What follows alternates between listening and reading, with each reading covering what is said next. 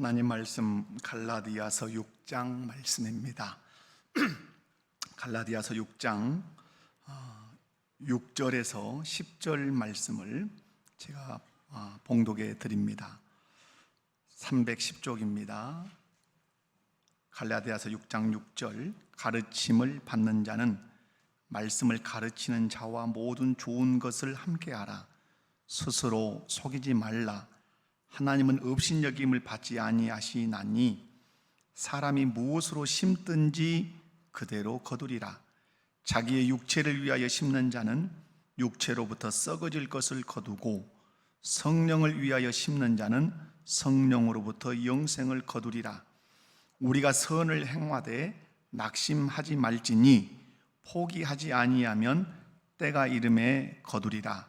그러므로 우리는 기회에 있는 대로 모든 이에게 착한 일을 하되 더욱 믿음의 가정들에게 할지니라.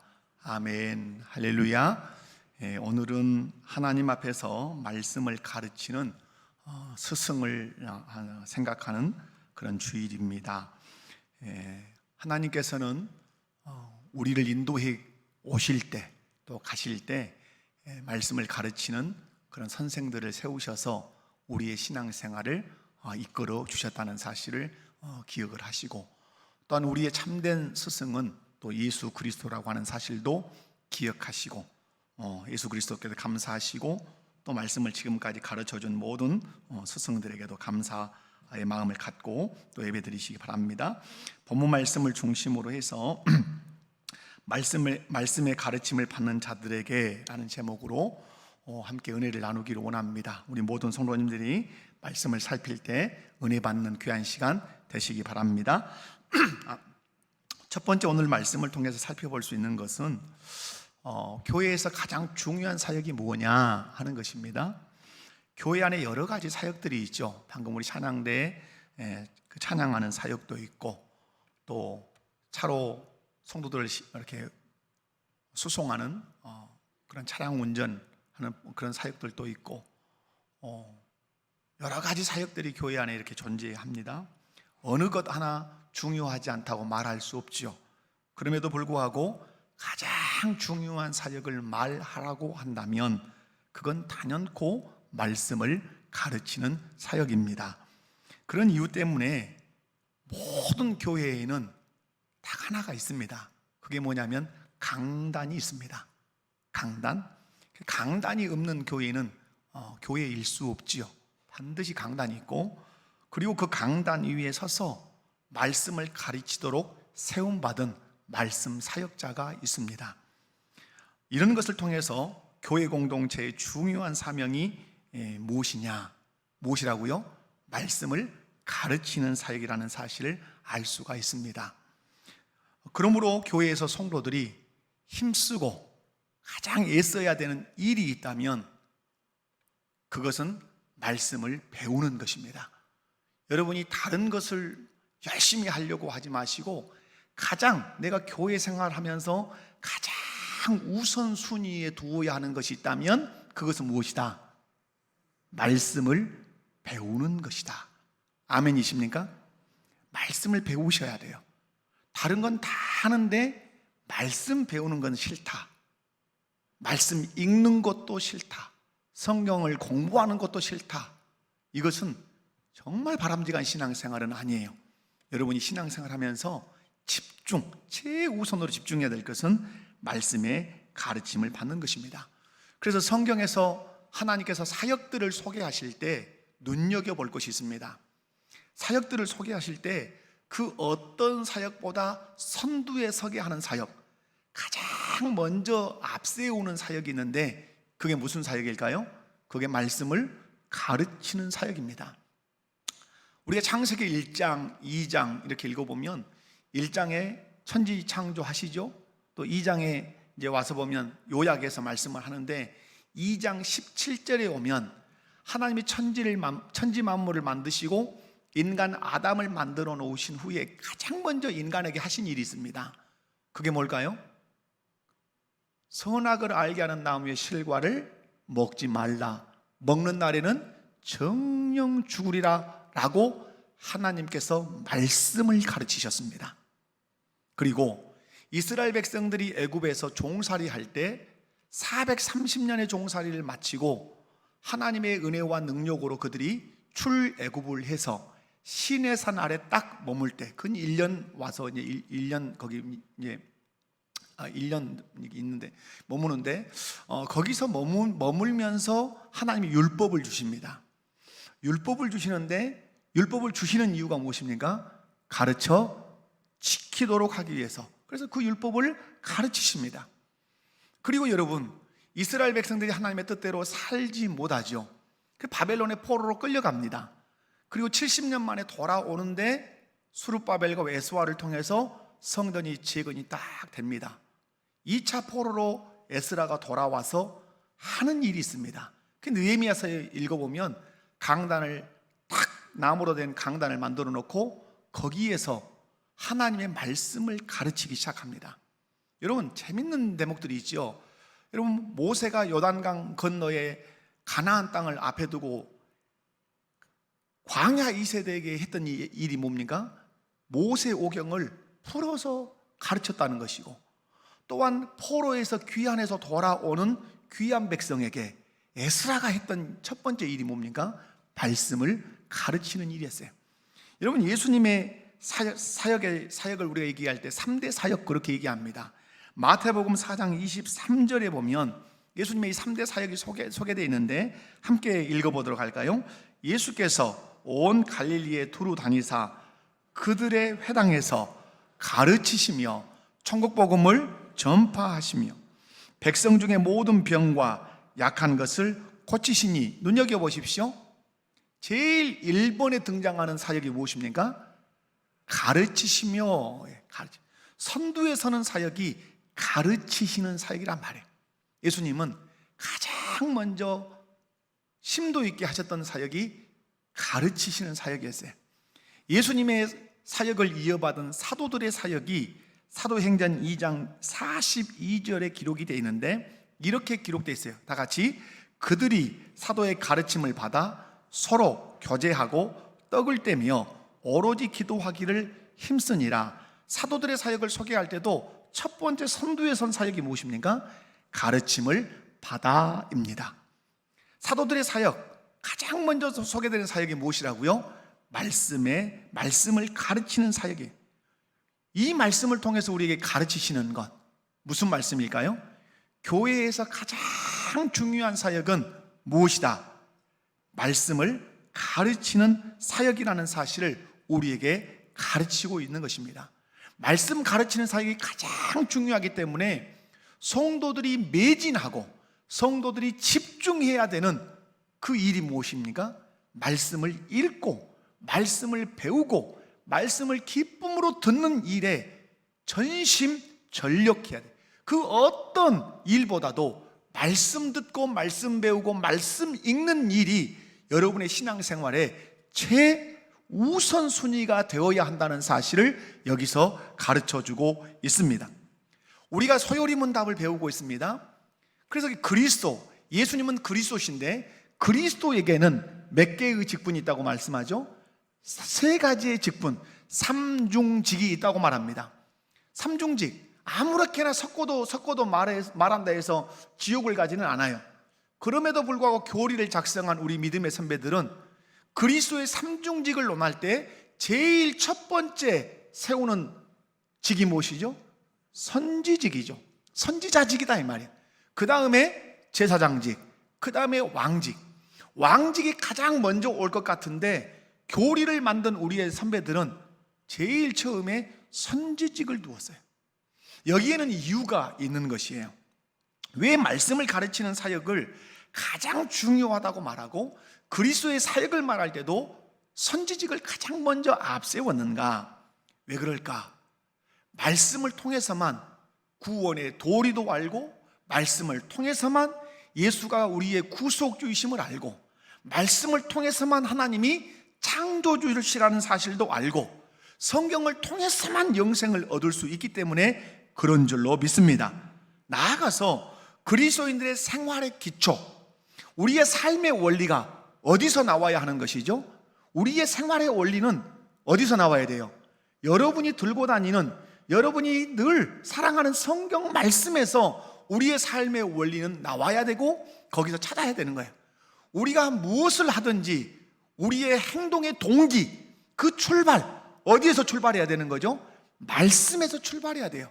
그래서 내가 내 삶의 원리가 맞는가? 내가 어떤 행동을 하는데 그 동기가 합당한가? 무엇을 통해서 점검해야 되죠? 성경 말씀을 통해서 점검해야 되죠. 그래야 되는 이유, 하나님 나라 백성이기 때문에도 그렇고, 마지막에 우리가 심판을 받을 때도 무엇을 통해서 심판을 받으니까? 하나님의 말씀을 통해서 말씀대로 살았는지 심판을 받기 때문에 우리는 생활의 원리, 행동의 동기를 어디서 찾아내야 된다? 성경에서 찾아내야 하는 것입니다. 사랑하는 성도 여러분, 예수님께서 삼중직, 선지자직, 제사장직, 왕직, 제사장직과 왕직을 수행할 때 무엇을 근본으로 했다는 것이죠? 말씀을 근본으로 했다고 하는 사실. 오늘 밤에 이제 5월 품성이 뭐죠? 철저함이죠. 그런데 5월달 가정의 주일 돼가지고 어린이 주일, 어버이 주일, 스승의 주일 되니까 이 철저함을 못 했어요. 그래서 오늘 밤에는 이 철저한 품성을 다룰 거예요. 여러분, 예수님께서 공생의 사역을 이어가실 때 예수님의 가슴 속에, 기억 속에 늘 있었던 게 뭘까요? 예수님은 한 발 한 발을 걸어갈 때 예수님은 그냥 걸어가신 게 아니에요. 하나님의 말씀의 발을 디디면서 걸어가시는 거예요. 구약의 예언의 말씀을 한 발 한 발 걸어가시면서 성취, 성취, 성취, 성취. 그래서 십자가에서 죽으심도 말씀의 성취, 무덤에 묻히심도 말씀의 성취, 부활하심도 말씀의 성취, 하나님 보호자 우편에 앉으심도 예수님의 하나님의 말씀의 성취. 다 어디에 기반을 두고 사역하셨다는 거예요? 하나님의 말씀, 구약의 예언의 말씀에 기반을 두고 주님은 공생애를 사셨다는 것이에요.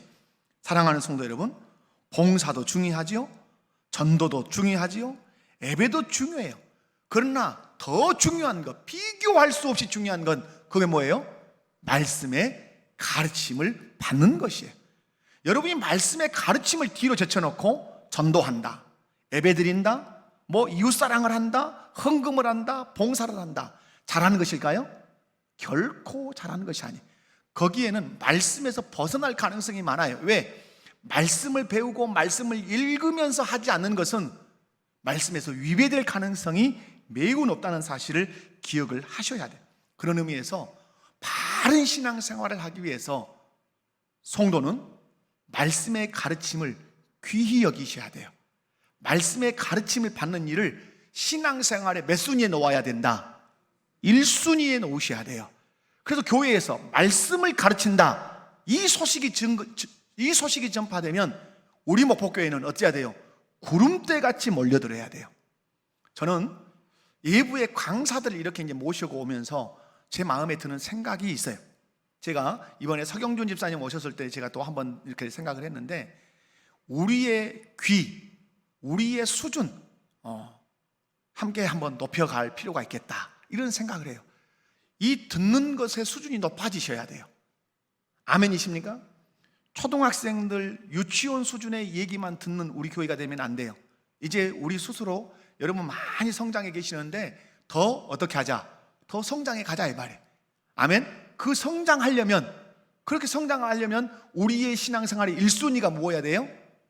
하나님의 말씀에 가르침을 받는 것이다. 믿으십니까?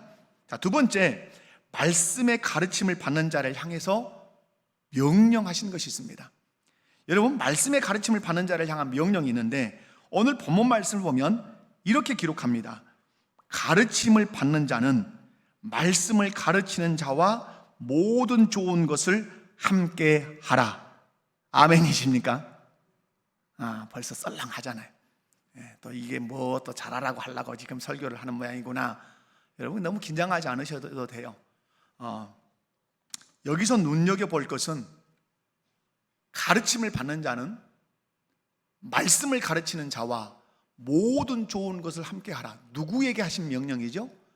말씀을 가르치는 자에게 한 명령이에요? 말씀의 가르침을 받는 자에게 한 명령이에요? 말씀의 가르침을 받는 자에게 하신 명령이에요. 그렇다면 왜 말씀을 가르치는 자에게, 너 말씀을 가르치는 이정태 목사야? 말씀의 가르침을 받는 성도들과 모든 좋은 것을 함께 하라, 이 말씀은 없을까요? 질문이에요. 말씀을 가르치는 사역자야, 말씀의 가르침을 받는 성도들과 모든 좋은 것을 함께 하라, 이 말씀은 없고, 말씀의 가르침을 받는 성도들아, 말씀을 가르치는 자와 모든 좋은 것을 함께 하라, 이 말씀을 할까요?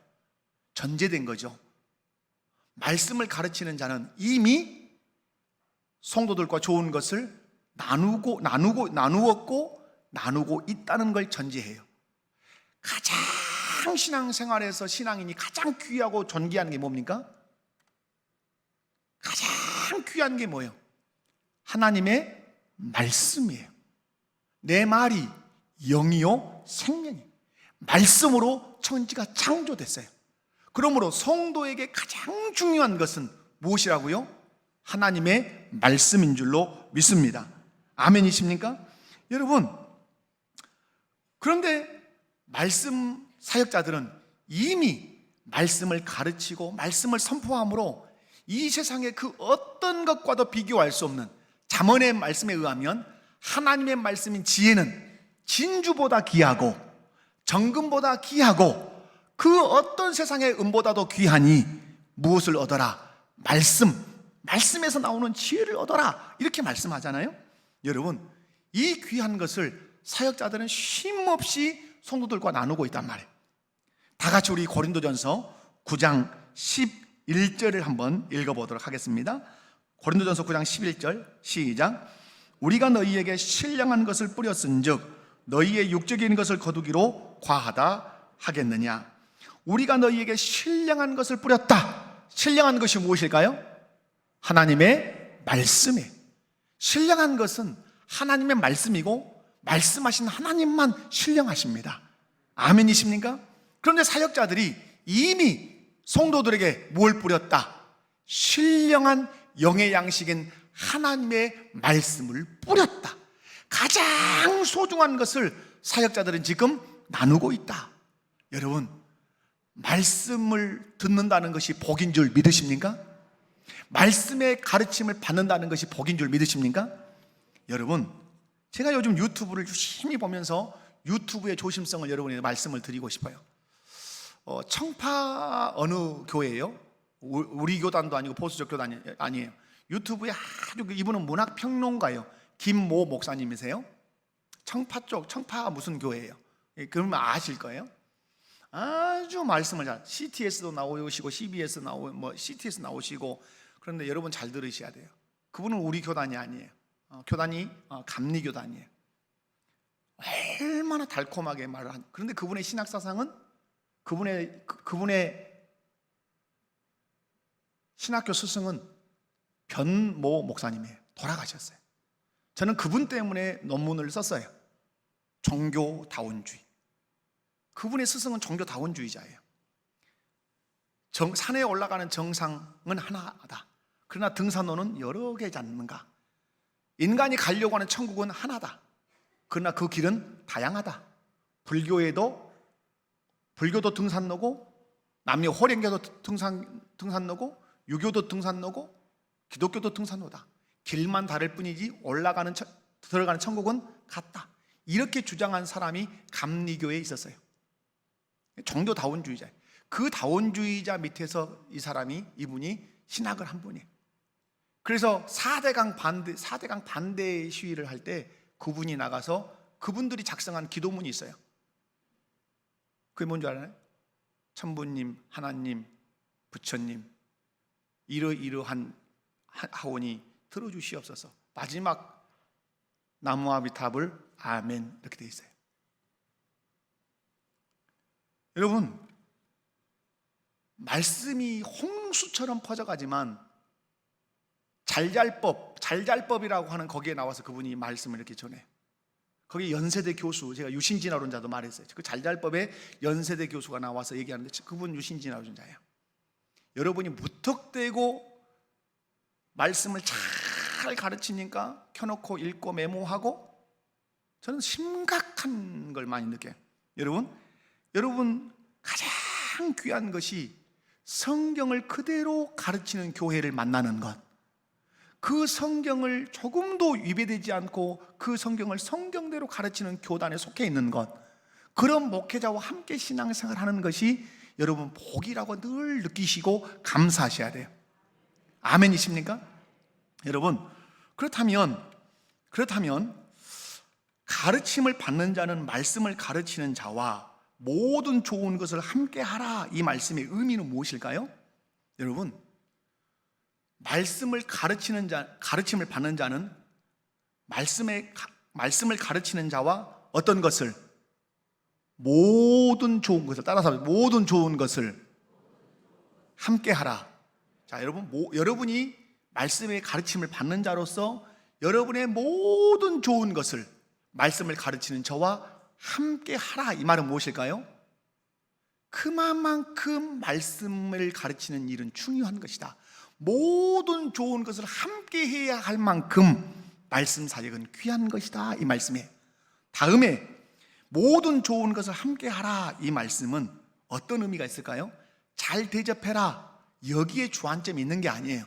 모든 좋은 것을 함께 하라는 말은 모든 좋은 것을 함께 할 만큼 좋은 관계를 맺고 좋은 관계를 유지하라예요. 여러분이 모든 좋은 것을 함께 할 수 있는 관계, 어떤 관계예요? 좋은 관계죠. 좋은 관계. 여러분이 기억하셔야 될 것, 말씀을 가르치는 사역자와 어떤 관계를 맺어라? 좋은 관계를 맺어라. 좋은 관계. 왜 그러는가? 관계는 말씀을 받아들이는데 결정적인 역할을 합니다. 좋은 관계냐 나쁜 관계냐는 강단에서 선포되는 메시지를 받는데 결정적 역할을 해요. 샷다를 내릴 수도 있고 샷다를 올릴 수도 있어요. 무슨 말이에요? 마음의 문을 닫을 수도 있고 마음의 문을 열을 수도 있어요. 관계가 틀어지면 절대로 마음 문을 열지 않습니다. 듣기는 하고 쳐다는 보지만 애곡되게 보고 들을 수 있어요. 여러분, 관계는 뭘 결정한다고요? 좋은 관계냐 나쁜 관계는 뭘 결정해요? 말씀을 받아들이는 것에 결정적 역할을 한다는 사실. 여러분이 영적 생활을 풍요롭게 하는 길은 다른 데 있잖아요. 말씀 가르치는 자와 좋은 관계를 맺는 것이에요. 아멘이십니까? 여러분, 제가 설교를 해보면 저는 어떤 의도를 가지고 설교를 하지 않아요. 가장 불쌍한 목사는 누군가를 들으라고 설교를 하는 사람이 가장 저는 불쌍한 설교자라고 지금까지 제 설교로는 그래요. 그건 죄예요, 죄. 문숙록 장로님 들어라 하고 설교 준비를 제가 한다고 생각해 보십시오.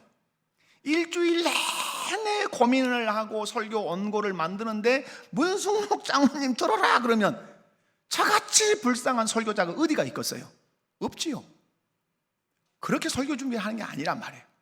그런데 어떤 분들은 나 들으라고 그랬다고, 분명히 오늘 우리 목사님은 나 들으라고 설교했다고, 그리고 마음이 탁 틀어져요.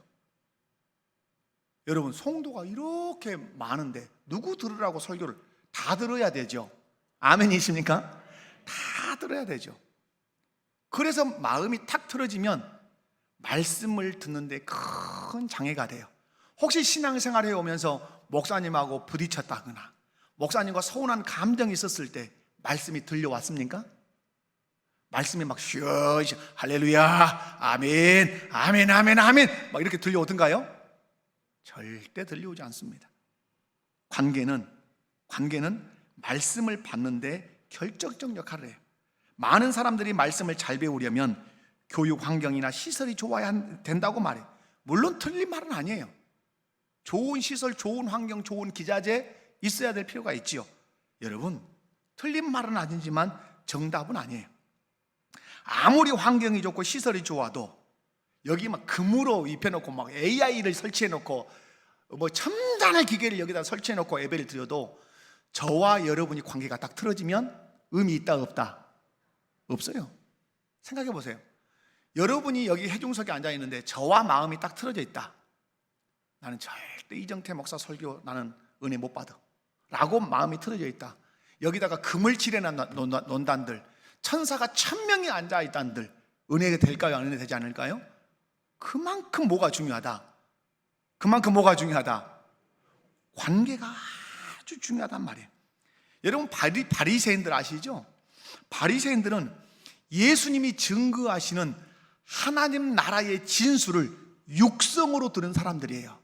예수님의 얼굴을 면전에서 본 사람들이에요. 예수님이 기적을 행하시는 것을 눈앞에서 본 사람들이에요.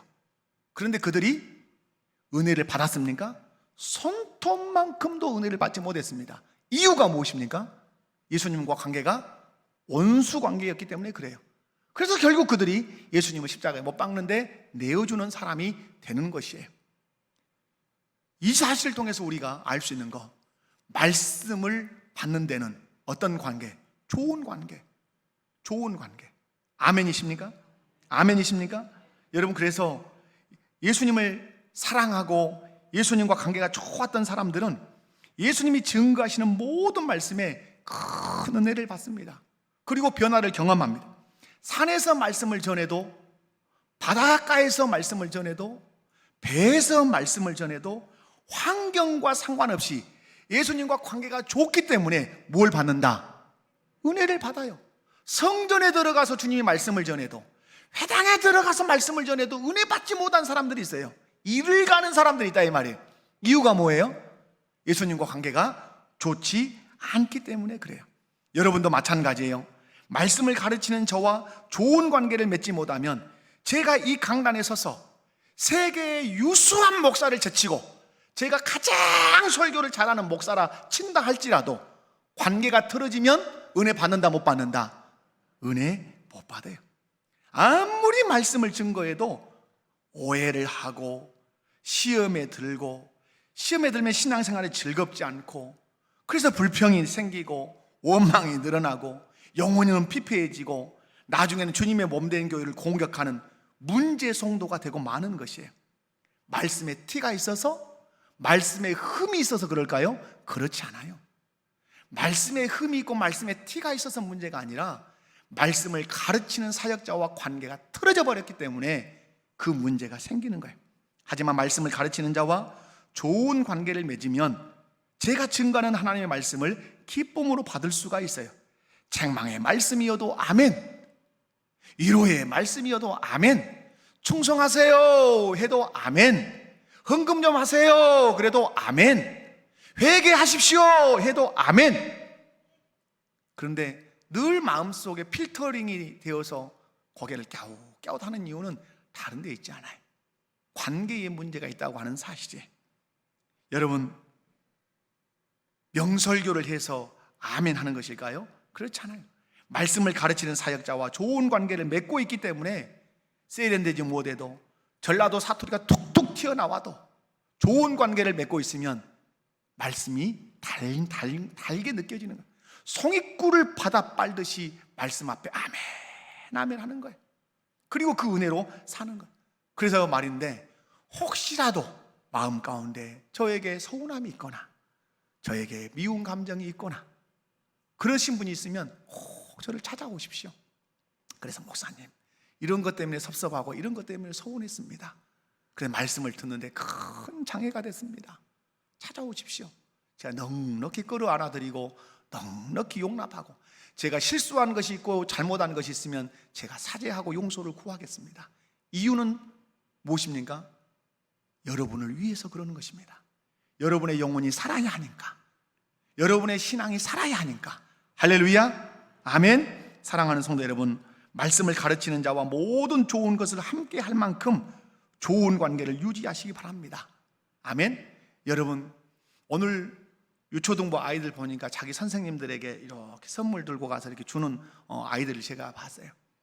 또 저도 저에게도 이렇게 선물을 주시는 분들 봤어요. 우리 사역자들에게 하시는 분들 봤어요. 저는 우리 성도들이 분명하게 이런 고마움들을 표시할 줄 아는 성도들이 되길 바라요.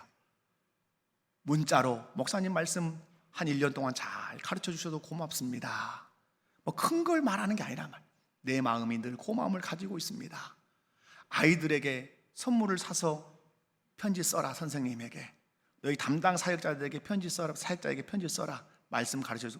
왜 이렇게 해야 되는데? 말씀을 가르쳐 주시는 분이 가장 귀한 분이란다.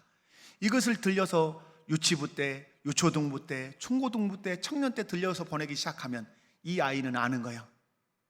우리 선생님, 말씀 가르치는 선생님, 말씀 가르치는 우리 사역자, 모든 좋은 것을 함께 해야 할 만큼 귀하신 분, 모든 좋은 것을 함께 해서 좋은 관계를 맺어야 하는 분이라고 인식하게 되는 거예요. 그러면 신앙생활 잘할까요? 못할까요? 잘하겠죠. 그런데 지난 시간에 말씀드린 것처럼 신앙생활에 제초제를 뿌리는 사람들이 있어요. 아이의 담임선생님을 아이 앞에서 흉을 보는 거예요. 너그 교회 학교 그 선생님 못 쓰겠더라. 아이고 잘 가르치다 못 하더라. 은혜 받을까요? 못 받을까요? 은혜 못 받죠. 왜? 어머니가 아버지가 존경하고 존경하지 않고 존중하지 않는 교회 학교 교사를 아이가 어떻게 존경하겠어요? 어머니 아버지가 존경하지 않는 그 교회 학교 사역자를 어떻게 아이들이 그 말씀을 들을 수 있겠어요? 마음에 문 탁 닫아버리죠. 여러분 잘 아셔야 돼요. 말씀을 가르치는 사역자들과 어떤 관계를 맺어라? 모든 좋은 것을 함께 할 만큼 좋은 관계를 맺어라. 아멘이십니까? 이유는 뭐예요? 이유는 내가 영의 양식 하나님의 말씀을 잘 받아먹고 신앙생활 하기 위해서. 할렐루야. 자, 세 번째, 좋은 관계를 통해서 말씀을 기쁨으로 받아야 하는 이유. 여러분, 모든 좋은 것을 함께 할 만큼 좋은 관계를 맺으라. 그래서 기쁨으로 무엇을 받아라? 하나님의 말씀을 받아라. 오늘 7절 말씀을 보면 이렇게 말씀합니다. 스스로 속이지 말라. 하나님은 업신여김을 받지 아니하시나니 사람이 무엇으로 심든지 그대로 거두리라. 많은 주석들은 여기 물질 투자를 얘기를 하는 부분이 있어요. 그러나 저는 다르게 해석을 하고 싶어요.